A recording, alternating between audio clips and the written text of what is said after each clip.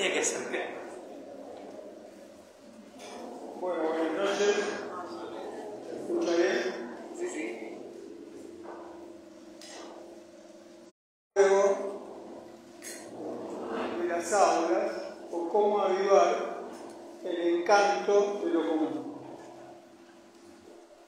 Y el tercer tema, si llegamos, si no lo retomo el próximo miércoles, será el empezar a pensar el aula como un espacio de transmisión y todas las consecuencias que de ahí se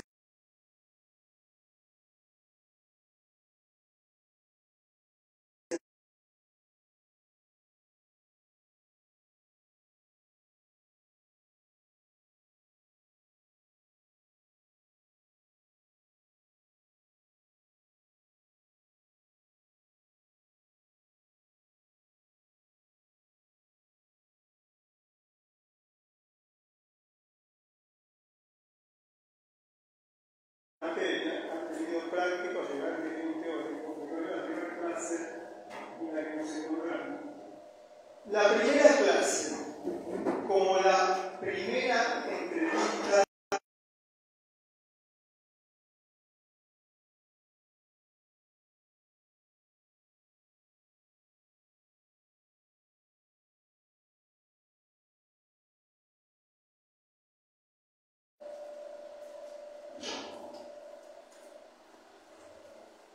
en una cita ciegas, queremos, aunque eso no se pueda,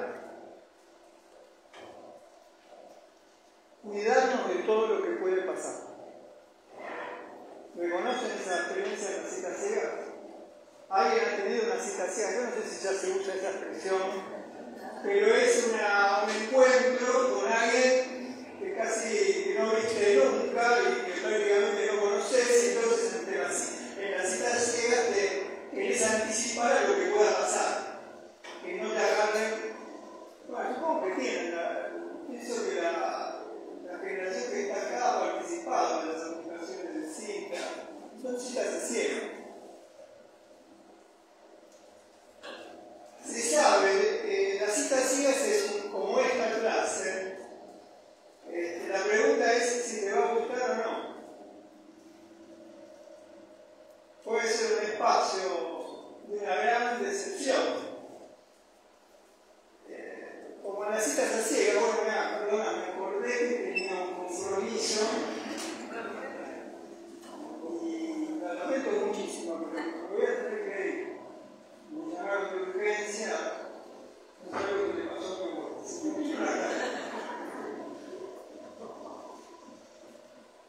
Siempre voy a tener una abuela que pueda pasar cualquier cosa. Es una calamidad relativa, pero es.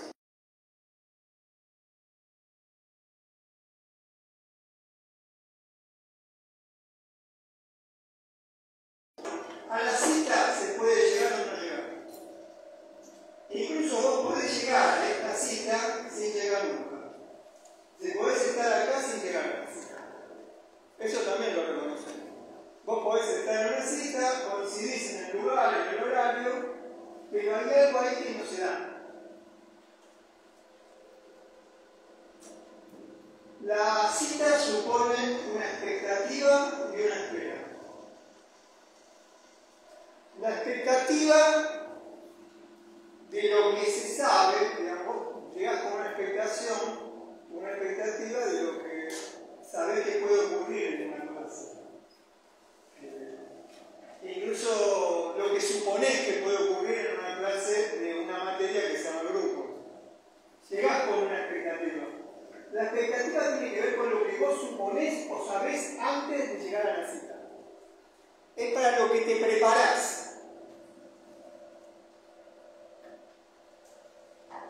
Te preparás para que se cumpla lo anticipado. La expectativa es una anticipación. Mientras que la espera es ir al encuentro de lo que no sabes. Es difícil ir a una cita así. Pónganse la mano en el corazón. ¿Alguien ir a una cita sin ninguna preparación? Desde cómo te vas vas a vestir, ¿viste? Cómo vas a saludar, cómo te vas a sentar, qué vas a comer, supongamos que es el bar, qué sé yo. Hay una anticipación, qué vas a contar, qué no vas a contar. En la espera, la cita, bueno, no sabes lo que va a pasar, no anticipás, y tenés una disponibilidad a que ocurra algo que es fuera de control. Nadie viene a la facultad con esa disponibilidad. ¿Es así o no? A veces en la cita, esto me parece muy importante, ocurre algo que en el momento en que está ocurriendo no te das cuenta. ¿Te pasó eso? Dígame que sí. Es que porque cuando uno está, por ejemplo ahora, esta es una cita ciega. Los primeros 5 minutos de la cita ciega son fundamentales. Ahí se juega el porvenir de lo que va a pasar. La decepción o la alegría de qué bueno estar acá. Pero puede pasar algo puede pasar algo de lo que no te das cuenta, que en otro momento gravísimo. Pensar en estar en común con un estado amoroso que puede suponer frustración, tedio, aburrimiento, formas de desengaño. Estoy a media, estoy a punto de irme, estoy en un estado de distracción, estoy sin que me importe mucho estar. Controles de asistencia. ¿Conocen los controles de asistencia? Voy a decir una cosa evidente, que en esta cátedra se dice desde el principio y nunca la podemos resolver y sabemos qué hacer con eso. Controles de asistencia convocan más al acatamiento, a la astucia, a la estafa, antes que al deseo. ¿Coinciden con esto? Puede haber un estar en común que encante al deseo, si hay control de asistencia. Algo anda mal en los espacios universitarios si necesitamos el control de la asistencia. Pero anda mal hace muchísimo. La obligación, pero eso es una pregunta para un múltiple choice. A. La obligación enamora. B. La obligación no enamora. C. El amor ya no me importa. C.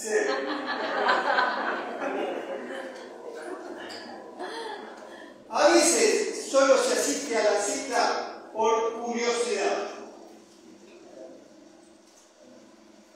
¿Qué es la curiosidad? Recuerden la condición erótica del estar aquí.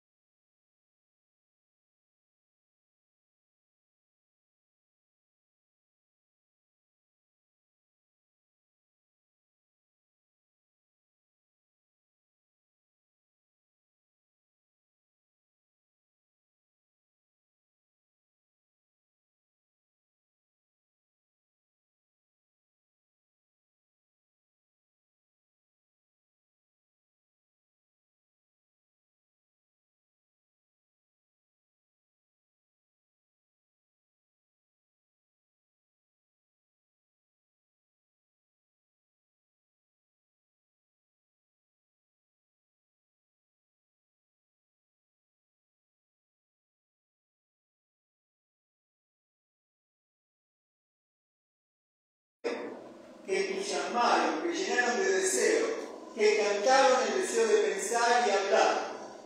Parece que en esta cita hay un espacio para contar otras citas. Esas otras citas sería aquello que quien está dando la clase con el micrófono en mano tiene la responsabilidad de contar. En las citas en las que estuve, voy a hablar de primera persona, y que fueron de amor.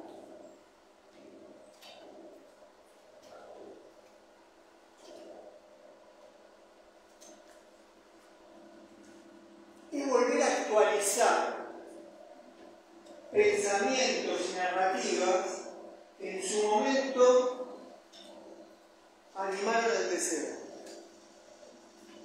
De esto vamos a hablar en otro momento. ¿Se puede infundir deseo? Multiple choice. El deseo se infunde. El A. B. El deseo se contagia. C. Nadie sabe qué pasa con el deseo. Elíjanse. Nadie sabe lo que pasa con el deseo. Ese no saber es lo que hace interesante la cita. Porque si hubiera una receta para encender el deseo, la cita sería una repetición, sería parte del tedio de la vida.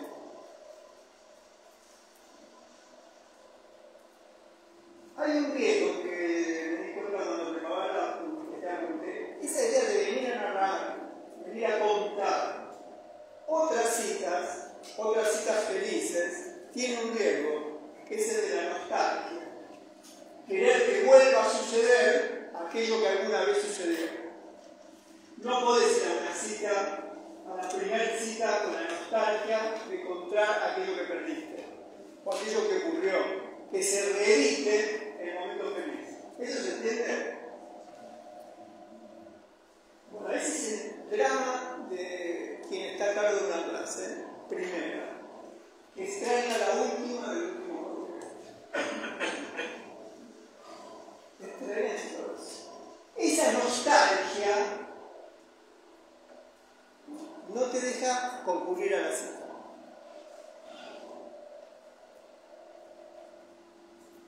Bueno, hasta aquí hablé de la cita en un sentido, voy a pasar a otro sentido de la palabra, de la idea de citas.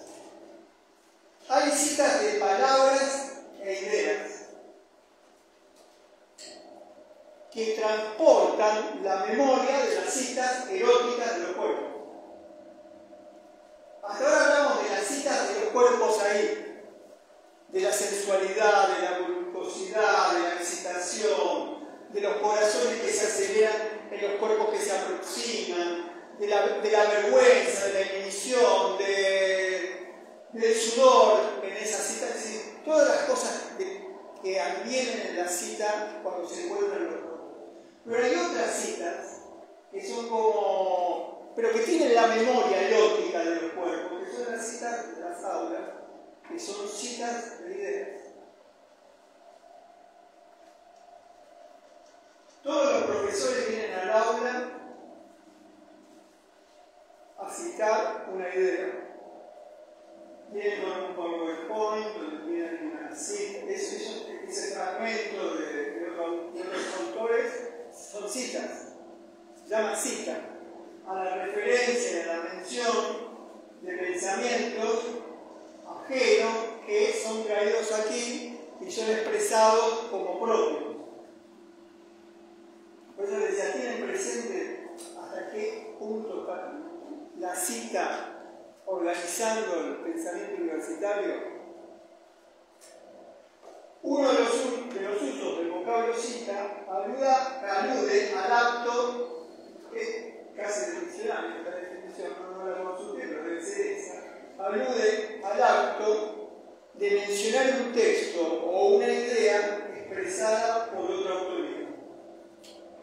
¿Eso lo reconocen? Eso se llama cita. Cita textual.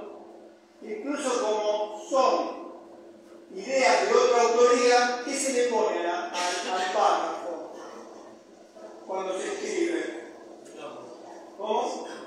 El nombre del autor y también el año encierra con esas patitas en la primera palabra y en la última para recordar que esa palabra pertenece no al que está hablando. Eso se hace, está bien hacerlo, hay quienes no hacen eso. Porque total, si hay un momento de vanidad te borrás. Si la cita buena, qué sé yo, es débil, ¿no? O por vanidad o por inseguridad, puede caer. Ahí hay un gran tema del pensamiento que es: la cita recuerda que transmitimos algo que no nos pertenece. Y eso lleva al problema de la propiedad, la originalidad. En la facultad pensamos, en la facultad y en la vida, pensamos siempre con ideas de otros, con ideas que podríamos llamar no propias, y si no son propias se las podrían llamar impropias, o ideas que pertenecen a una época, o ideas que pertenecen a un pensamiento de lo común. La cita recuerda que pensamos con ideas que no nos pertenecen. Y también recuerda que está en juego todo el tiempo el problema de la pertenencia de las ideas. ¿A quién pertenecen las ideas? Este cuestionamiento de la posesión, de la propiedad de las ideas, hace a pensar una vida de lo común impropia. Una vida de lo común donde lo que acontece no le pertenece a nadie, pero está dado una disponibilidad para el disfrute de todas las vidas que estamos aquí.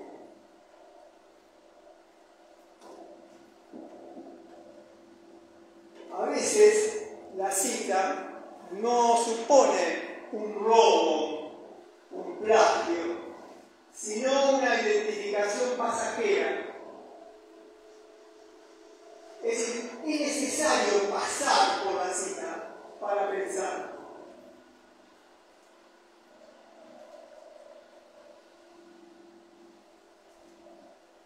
También en la cita hay el deseo de compartir un hallazgo de un pensamiento. Ese es el lugar más generoso de la cita. El hallazgo de un pensamiento. Hay en La Vuelta al Mundo en 80 días, no sé el libro de Cortázar, 80... La Vuelta al Día en 80 mundos. En un momento Cortázar dice: al citar a otros, nos citamos a nosotros mismos. Bien, yo voy a hacer una cita. Estoy trayendo para que me acompañe a Julio Cortázar. Uno no trae cualquier compañía. Yo no sé si Julio Cortázar significa algo para ustedes, pero para mí es como venir con Messi a la clase. Venir a jugar acá con un escritor que sostiene la ilusión de lo bonito, de la belleza, del amor al fútbol, del amor a las ideas. Cortázar dice: al citar a otros, nos citamos a nosotros mismos. Es difícil la cita que estoy haciendo. Ese es otro tema. Hay pocas citas que se entiendan. Yo tengo una cita que no se entiende. ¿Cómo es eso de que al citar a otros nos citamos a nosotros mismos? Yo lo pensé así. Tal vez citar otro pensamiento, tal vez al citar otro pensamiento, nos llamamos a pensar. Citar nos incita a pensar más allá de la cita.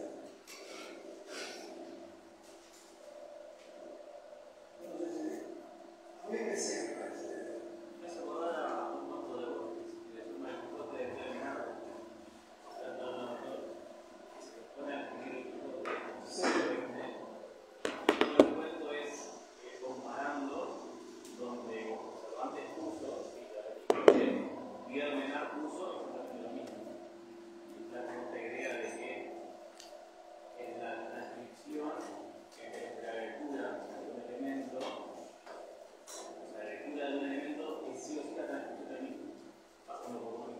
Claro. No sé si conocen Pierre Menard, un relato de Borges.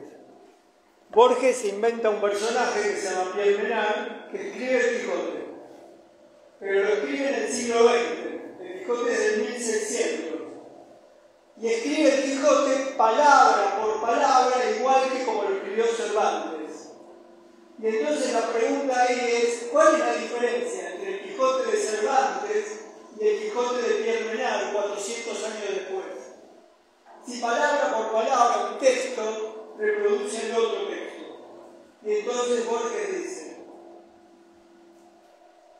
Cervantes escribió el Quijote con sus noches y sus días, y el Menard con sus desvelos y desdichas.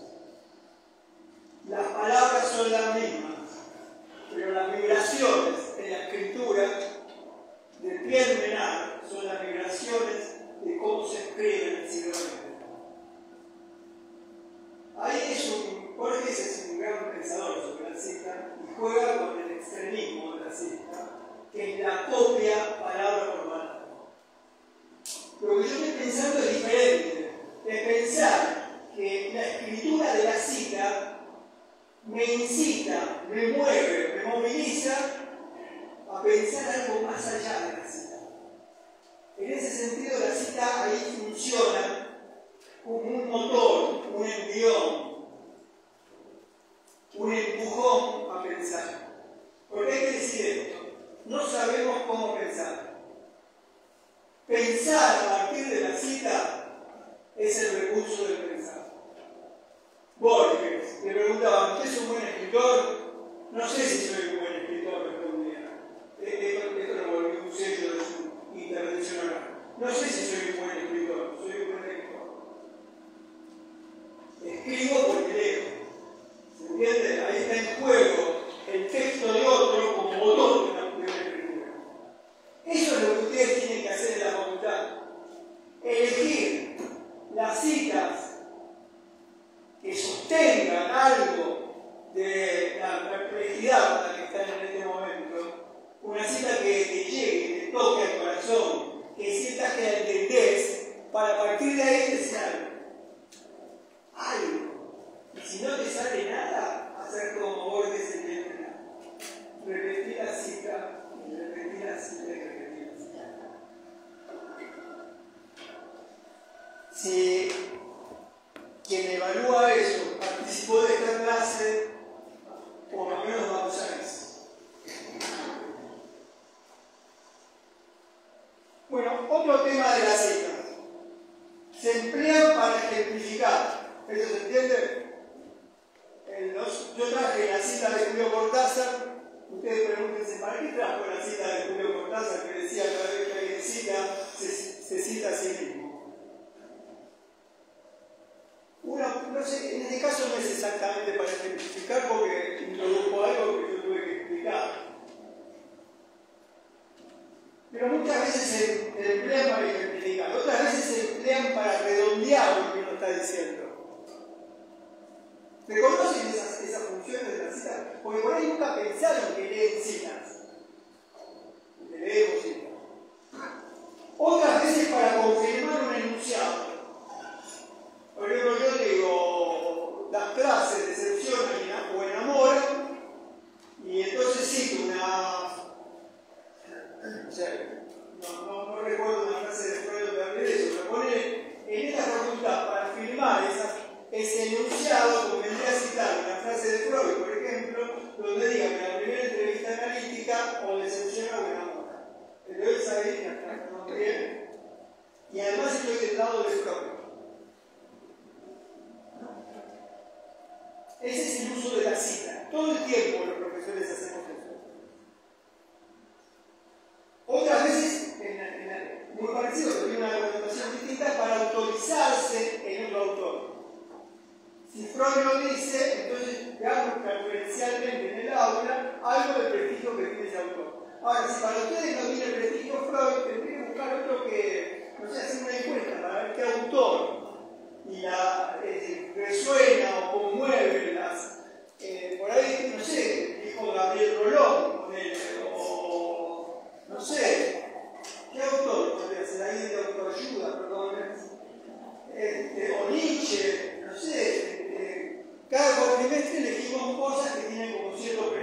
o que suponemos que nos va a autorizar ante este auditorio. Porque yo te miro a vos y digo, ¿a quién puedo nombrar para que vos tengas simpatía conmigo? ¿No? ¿A quién te puedo decir que está con mi discurso para que vos digas, esto qué bueno? Porque confirma de lo que yo leí, entonces estoy actualizado. La otra forma de usar la cita, esta muy común, es para declararse formando parte de un linaje selecto. Por ejemplo, en esta facultad ya no, pero durante mucho tiempo citar a Lacan era mostrarse formando parte de un linaje, o sea, formar parte de la familia más selecta del psicoanálisis en Argentina, o en Buenos Aires.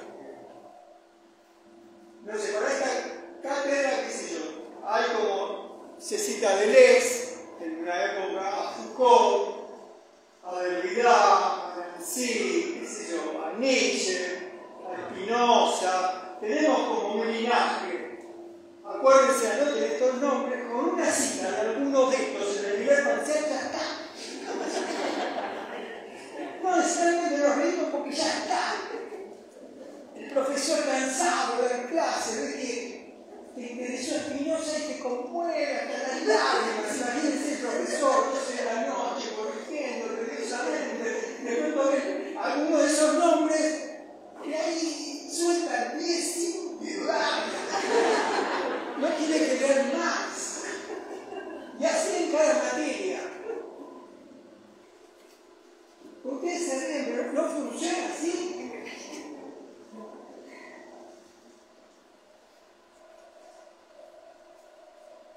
Somos varones,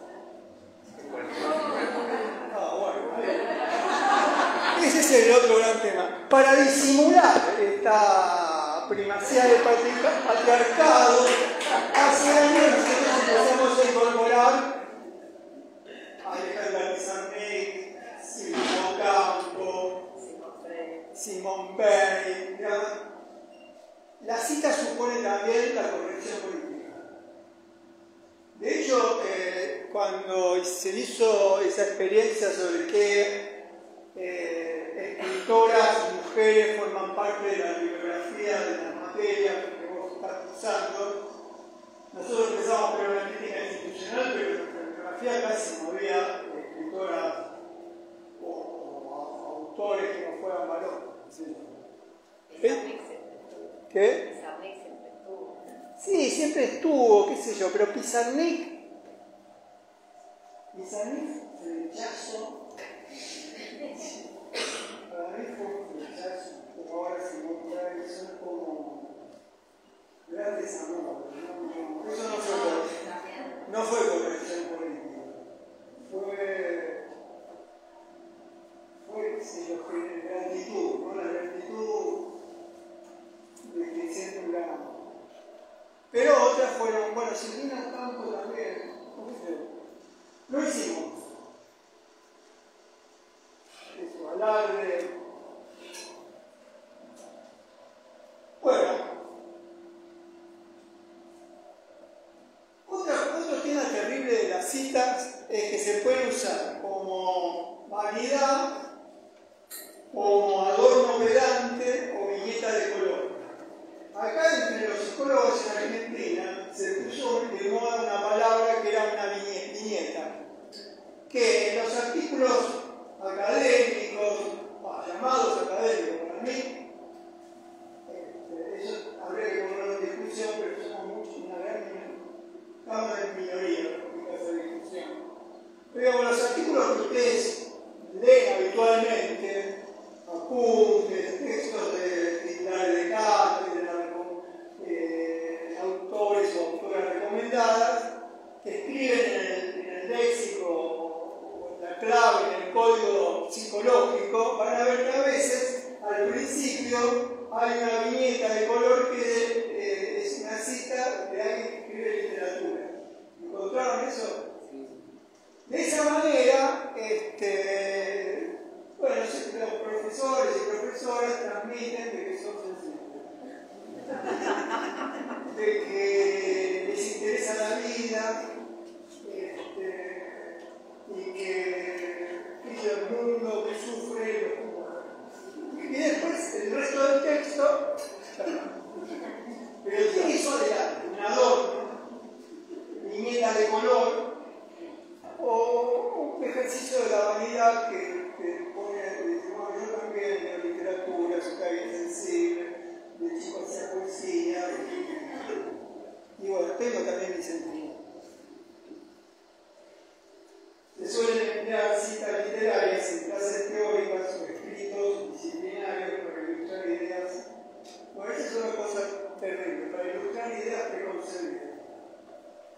El libro que yo escribí sobre Alejandra, perdón de la persona, ¿no? Pero lo más importante del libro que escribí sobre Alejandra Pizarnik para mí es el título.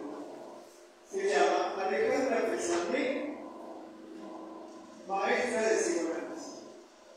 Nunca hice como veo, porque a mí se puso de moda en esta facultad Pizarnik, pero la uso como caso clínico para demostrar, leyendo su poesía, cómo había una estructura melancólica que la llevó a un supuesto suicidio.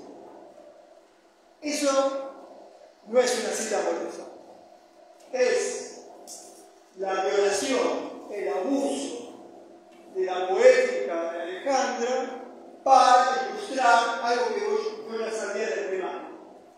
Y entonces transformo la A de Alejandra en el objeto A Calixto. Y quedo como un campo. ¿Entiendes eso?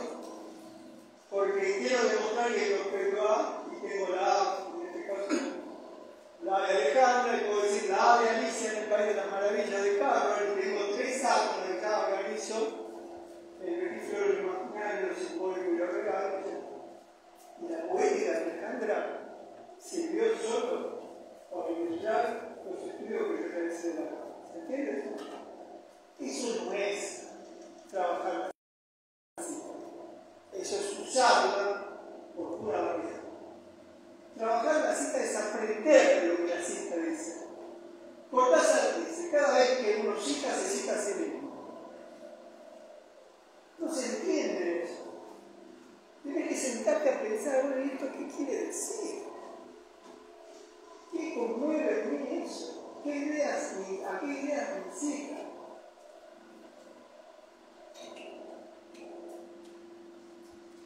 Si no se usan las citas en ese sentido, en el sentido de la vanidad o la ilustración de algo que yo ya sabía, las citas pueden ofrecer otra cosa. La posibilidad de abismarse en lo que no se sabe. Esto es lo que nadie quiere hacer. Pues en una clase como esta, nosotros en la cita dicen, la verdad, esto es un gran quilombo, la vida en común es un gran quilombo, y todo es un gran quilombo, porque un quilombo quiere decir, es algo que no se entiende. Encantar la vida en común, ¿qué quiere decir? Que vos puedas enamorarte del estar con, del pensar con, del jugar con, del hacer el amor con, de tener una amistad con, pero todo eso es un gran quilombo. Porque el amor es un quilombo, la amistad es un quilombo, el jugar con es un quilombo. Yo la verdad que lo único que podría decir es eso. Es decir, este es un encuentro, es una cita para que se sumen, no sé si la palabra de sumen o participen o tengan ganas o le despierten de deseo de participar de algo que no sabemos cómo pensar. No vende eso. Y digo no vende porque la universidad pronto se va a convertir en una empresa donde estudiar supone al venir como cliente y pagar y exigir por lo que pagás, perseguir aquello que necesitas para abrirte paso en el mercado.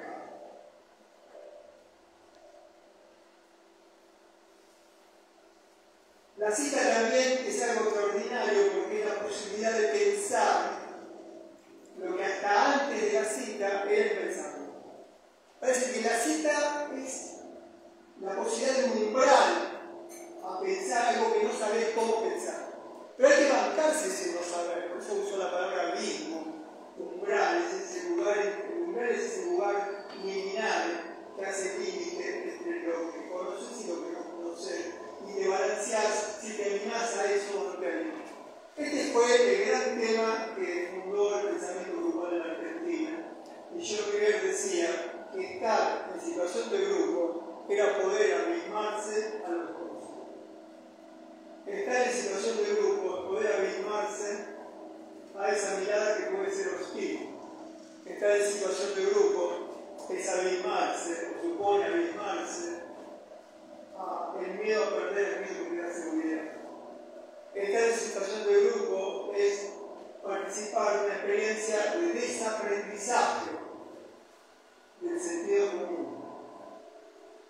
Es muy difícil deshacerse del sentido común, porque el sentido común nos protege, nos ampara, nos da seguridad. Entonces de ahí que está el juego, desde el principio, de las primeras décadas del siglo, a partir de la mitad del siglo XX, y George Riviere plantea esta gran paradoja del mundo.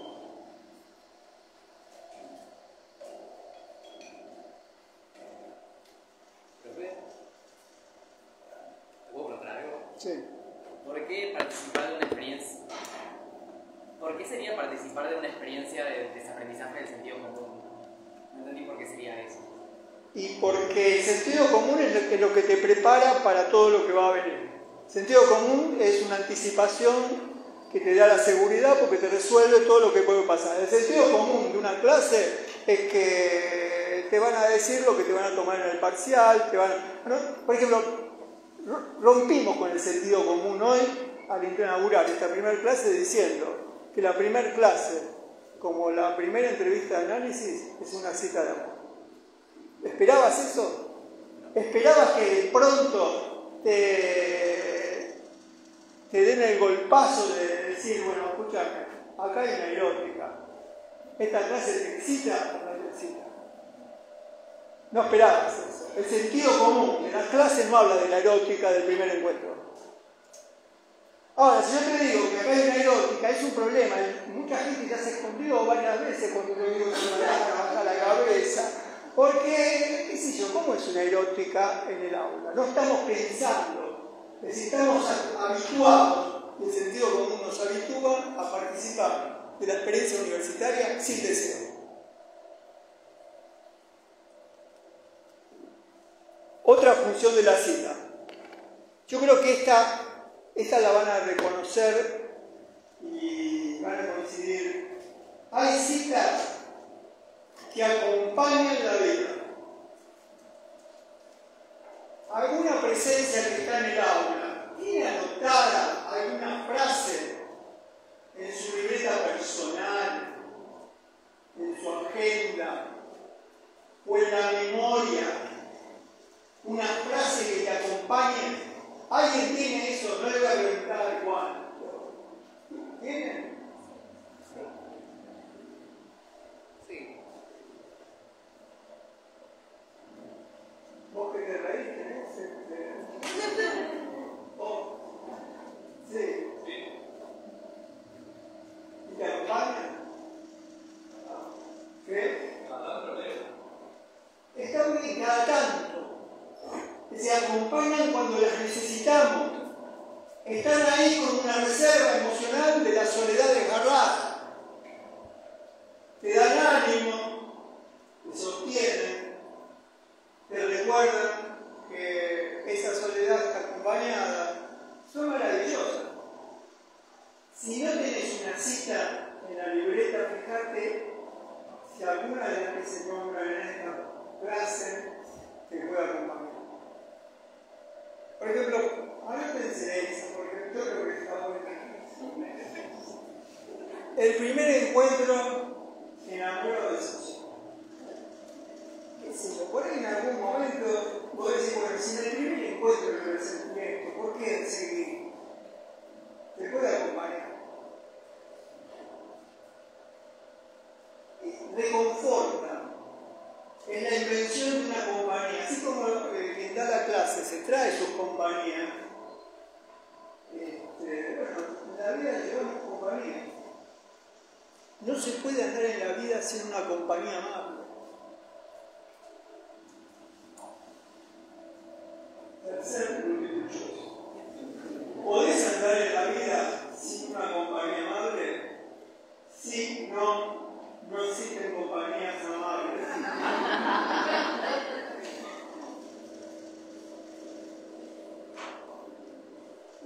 Hay una autora que yo quiero mucho, ella no estaba preparado, pero quiero muchísimo. En los últimos años fue la autora que más estoy trabajando, que se llama, murió, no sé si el año pasado o hace 2 años, se llama Silvia Moreno. Seguramente en esta facultad no se habla de Silvia Moreno. Leyendo un texto de Silvia Moreno,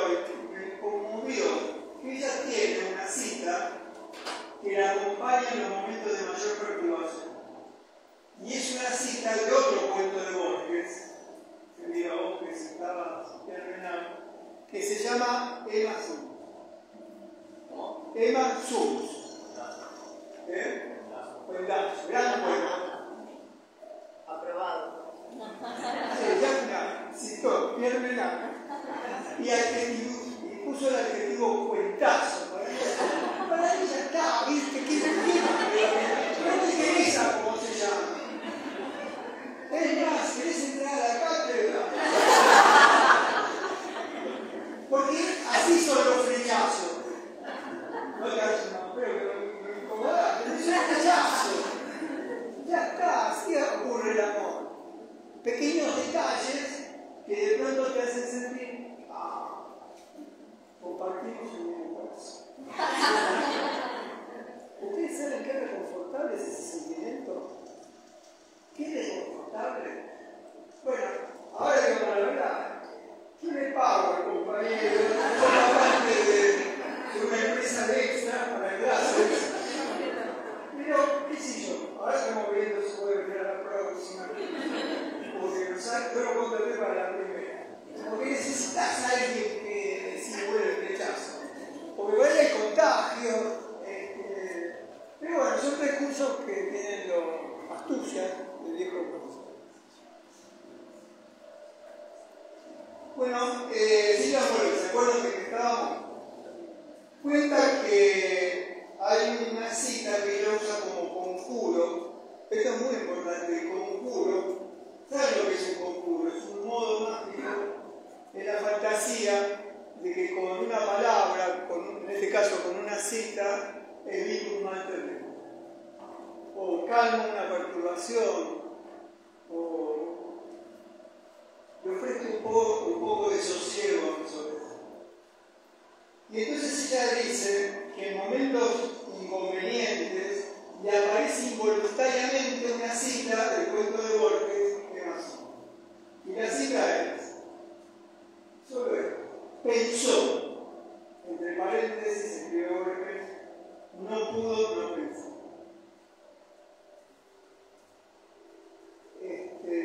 No estoy tentado de contarles el contexto de esa cita, pero debe contar todo el cuento de Masón. Es precioso y tengo muchas más cosas para decir. Pero lo pueden ver. Pensó, no pudo no pensar. Masón está cometiendo un crimen, un homicidio. Y en ese momento pensó, no fue ese el momento del crimen, es el momento donde el padre de Emma se suicidó. Esto viene un poco corto de este momento, por ser despedido injustamente de su trabajo en el que estuvo haciendo. No somos todos desempleados. El cuento de 1948. Y Emerson se prometió de para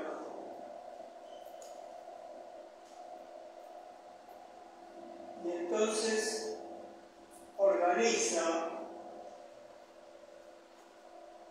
una trama para matar al empresario sin que la ley la castigue.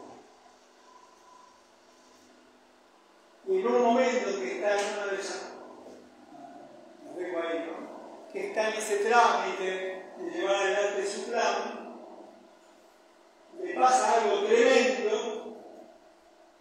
estaba planeado, y ella piensa, igual que dice, pensó, no pudo no pensar en ese momento tremendo cuando estaba realizando el primer paso de su plan. A mí me encanta porque me así. Sí, yo recuerdo el cuento y Pensó, no pudo no pensar.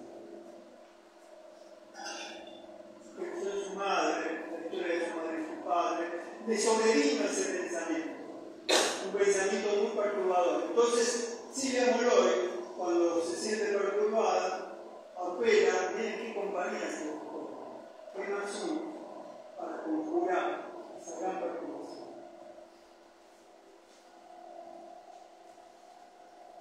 ¿Cómo estamos de hora?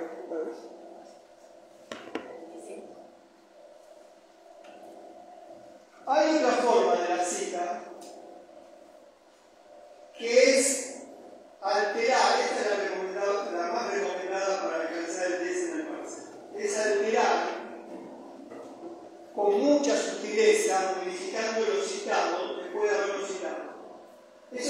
llama glosa,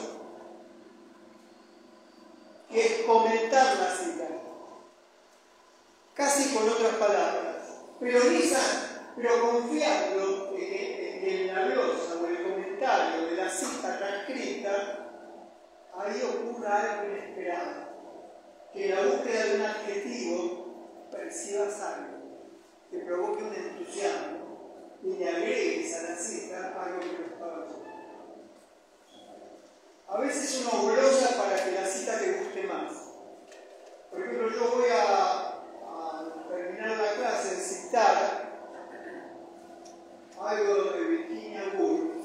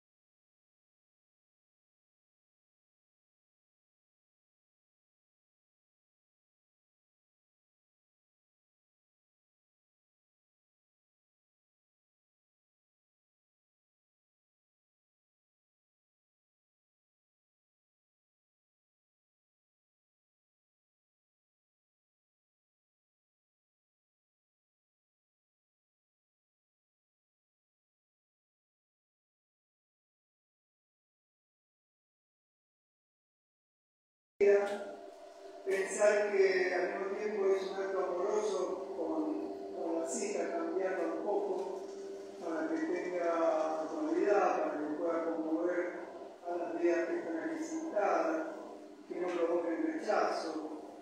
Es un gesto amoroso. Como cambiar las anécdotas de tu vida.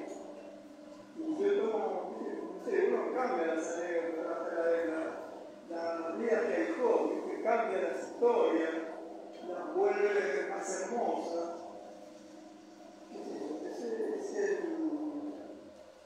Es la condición de la narrativa. La narrativa supone un estado de dimensión. Una clase es un estado de dimensión. Una parte.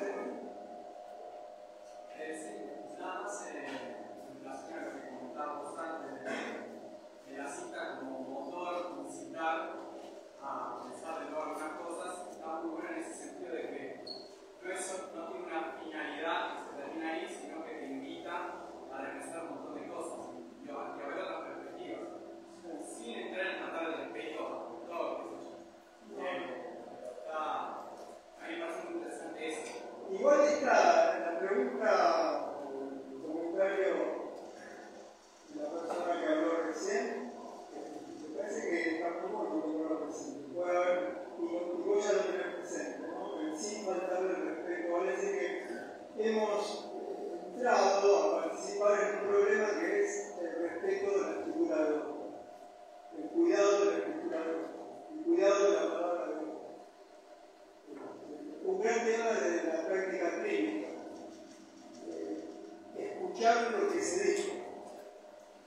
escuchar literalmente lo que se dijo.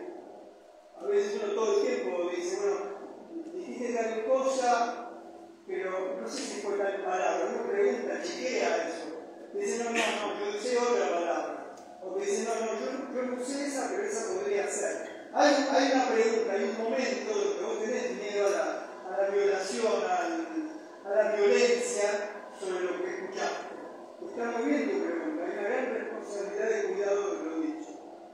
Por eso hay mucha relación entre la práctica clínica y la clase y la escritura.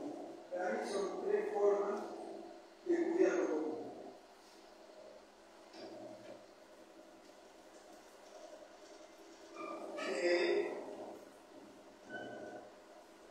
A veces cuando escribís, hay muchas personas que tienen, si tenés una cita y escribís un poco para justificar poder transmitir la cita. A veces es eso. Es decir, tenés una buena cita y después rellenás un poco con algo que te parece, pero la cita está ahí. A veces te da el envión para algo más. Por eso la cita puede ser envión, empuje, motor, incitación a pensar, invitación a pensar. La palabra incitación nos viene bien porque la palabra incitación es la idea de cita, pero la cita como un llamado o un movimiento a la producción de otro texto. Bueno, hay muchas formas de la cita. A veces la cita es un agradecimiento, a veces es un homenaje, a veces se da clase o se escribe para comentar una cita que nos conmueve, que nos hace pensar. Vuelvo a pensar en tu pregunta. Si la cita te conmueve realmente y le cambias algo de esa posición amorosa, y confío un poco. Pero me pregunto mucho eso. ¿Es un acto de amor o es un acto de amor? La pregunta iba más con respecto a, tú dijiste que hablar con mucha sutileza, en este contexto lo estamos llamando glosa. Sin embargo, cuando en esta universidad tomamos textos de otros autores para citar, cambiamos palabras, se usa para clasear. Entonces, entiendo que nosotros vamos a tener que escribir luego un ensayo.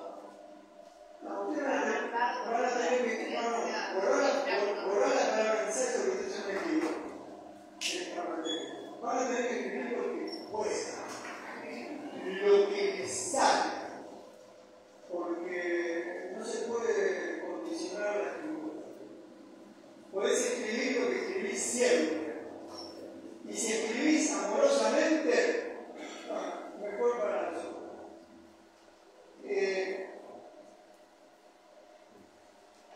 Las citas en los exámenes, justamente es el tema que viene ahora, suelen florecer como adulaciones.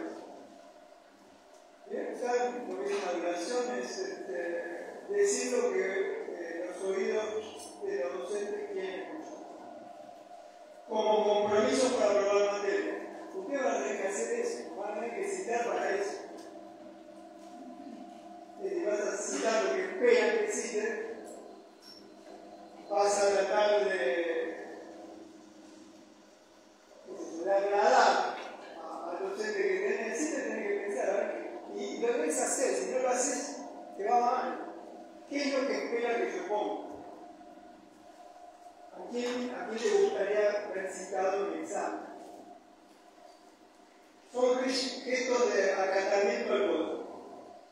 Esas citas son, la universidad ha transformado la cita en una excusa para aprobar el examen.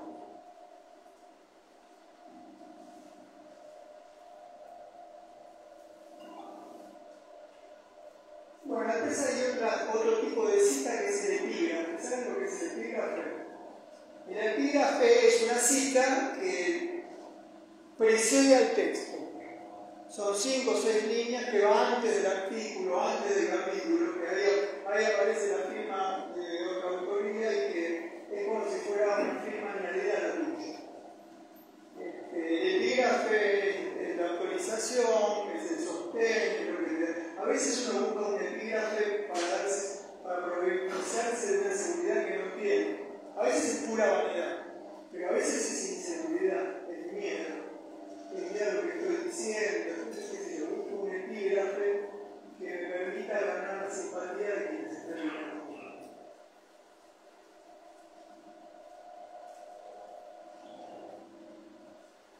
El epígrafe es un modo de decir, mirad con quién me codeo. Mirad con quién estoy. Va a decir, miradme a mí y mirad a mí.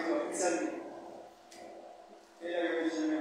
O por ejemplo, después de la primera clase, y ¿a quién tendrías que citar? Ya lo notamos. ¿A quién tendrías que citar? ¿Qué? Y voy. Escucha. Se menciona.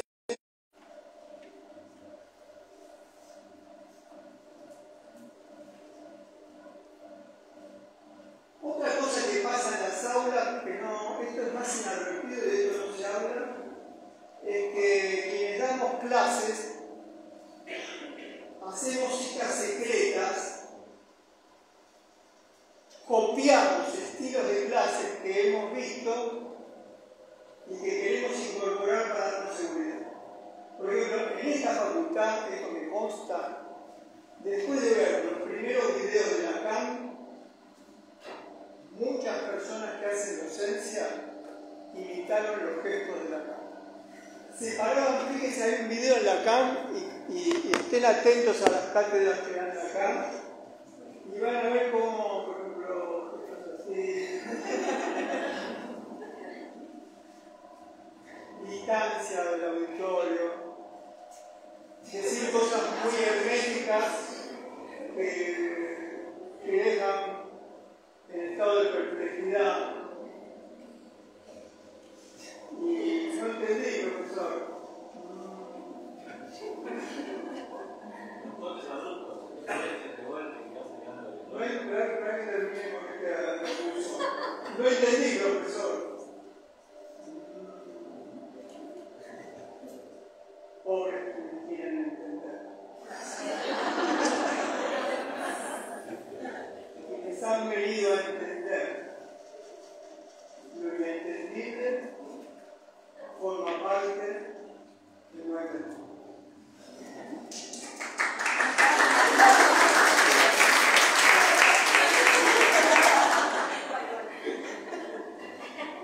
Bueno, ¿cómo se viste el profesor? Eso también es extraordinario. Es una cita, ¿se entiende? Vos en una cita vas, cuidás la presentación.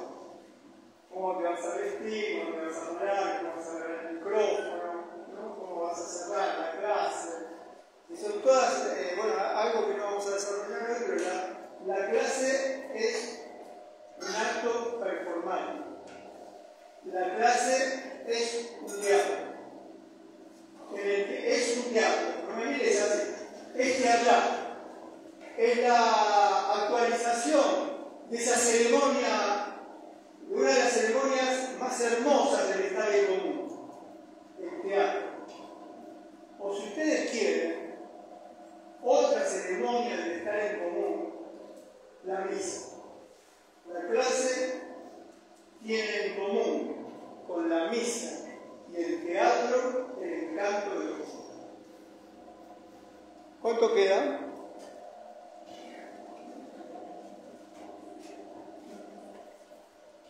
¿Cuánto queda? Son y 42. Bueno, unos minutos. Creo que mencioné a Silvia Moroy. La primera novela de Silvia Moroy se llama En breve cárcel. En breve cárcel. En breve cárcel. Es una cita de un poema de Francisco Quevedo. Al comienzo del libro presenta dos epígrafes. Es una novela. Un epígrafe es el de Quevedo, donde él se toma las frases, y otra cita es la que quiero leer. Aquí hice un cambio. Pequeño cambio que tenía. Pero no les voy a decir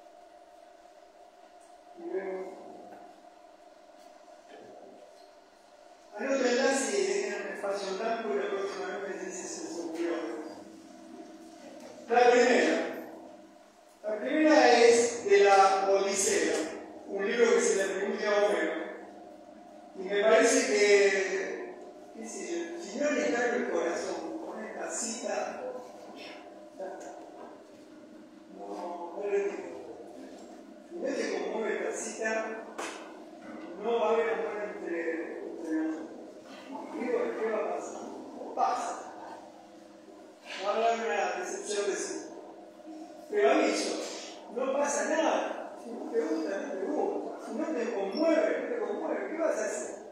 No podés estar enamorándote todo el tiempo. Hay cosas que te enamoran y otras que no. A veces esas cosas que hoy no te enamoran, por ahí te enamoran dentro de unos años. Por ahí no es el momento. Por ahí no es el momento de llegar a la cita. Todo eso pasa. Por ahí no venías con ánimo de llegar a una cita. Acabas de tener una ruptura amorosa y te vienen a plantear, enamorarte en una clase. Primer cita. Homero, la Odisea. Canto octavo. Recuerda, la Odisea son 25 cantos. En el canto octavo se lee: afortunadamente los dioses tejen desdichas para que las futuras generaciones no les falte algo que cantar. Acá se hizo un cambio. Y ahora voy a decir cuatro si están de acuerdo. Afortunadamente, los dioses tejen desdichas para que las futuras generaciones, para que a las futuras generaciones no les falte algo que cantar.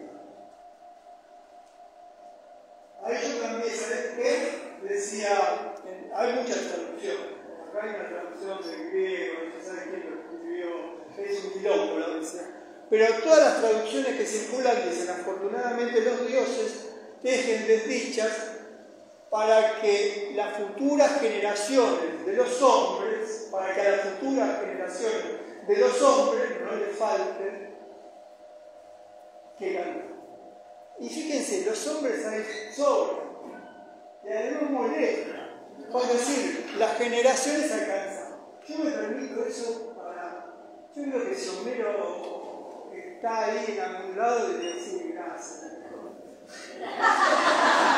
Yo creo eso. Afortunadamente los dioses tienen desdichas para que a la futura generación no le falte algo que contar. Esa es la primera. Que cantar. En mi caso es contar, pero yo lo puse cantar. Es contar, yo vine acá a contar, porque el relato es el modo de canto en los profesores. Es una épica del pensamiento la que estoy planteando. La segunda es de un director de cine que murió los días de la pandemia y se llama Jean-Luc Godard. Bien que entre Homero y Godard, ¿entendés? El sentido común no permite esa correlación. No es ni Freud, ni Lacan, ni Winnicott, ni Piaget, no sé qué más que están leyendo. No, es Homero y Godard, nada que ver. Miren lo que dice Godard. Están discutiendo, un momento, hice una entrevista, están pensando cómo el cine, después de la Segunda Guerra Mundial, después de la Shoah, después de ese exterminio, puede seguir haciendo películas sobre el horror.